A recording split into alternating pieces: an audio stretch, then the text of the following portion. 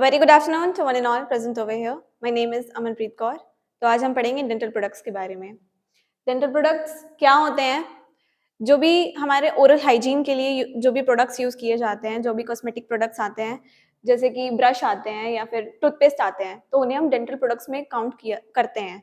जब हम छोटे होते हैं तो मम्मी कहती है कि ब्रश करो, नहीं तो दांतों में कीड़ा लग जाएगा या फिर दांत सड़ जाएंगे या फिर ज़्यादा कैंडीज मत खाओ, दांत सड़ जाएंगे। तो वो क्यों कहते हैं? क्योंकि हमारे जो दाँतों में एक प्ले की लेयर बन जाती है, जो कि बैक्टीरियल लेयर होती है और वो एसिड से बन जाती है, क्योंकि हमारा जो पीएच लेवल होता है माउथ का, वो एसिडिक होता है, स्लाइटली एसिडिक होता है।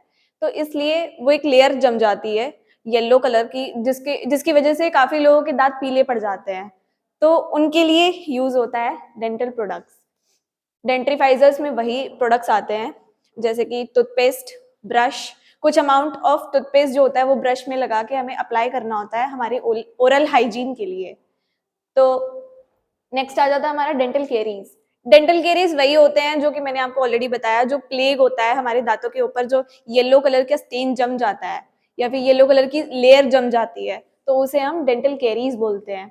या फिर कुछ जो एजेड लोग होते हैं, उनके दांतों में होल हो जाता है, तो उसे हम डेंटल केरीज भी बोलते हैं। प्रिवेंशन कैसे होता है? ऑब्वियसली प्रिवेंशन कैसे होगा? आप अपना डेली ओरल हाइजीन रखिए, ठीक है? डेली ब्रश कीजिए या फिर कुछ माउथ वॉशेज़ यूज़ कीजिए, गार्गल्स यूज़ कीजिए, ताकि आपका जो माउथ और फेरिंग्स एरिया है, वो हाइजीनिक रहे, उसकी वजह से आपको प्लेग या फिर कुछ भी ऐसी डिजीज़ेज़ की शिकायत ना हो, ठीक है? फिर आ जाता है हमारा रोल ऑफ फ्लोराइड। इसमें ये जो होता है, ये प्रिवेंट करता है action of acid on teeth enamel.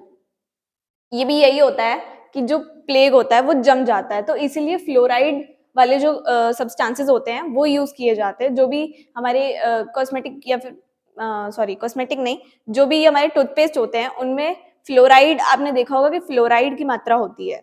कुछ अमाउंट ऑफ फ्लोराइड होता है। क्यों होता है? क्योंकि वो प्रिवेंट करता है एक्शन ऑफ एसिड को ऑन टीथ इनेमल, ठीक है?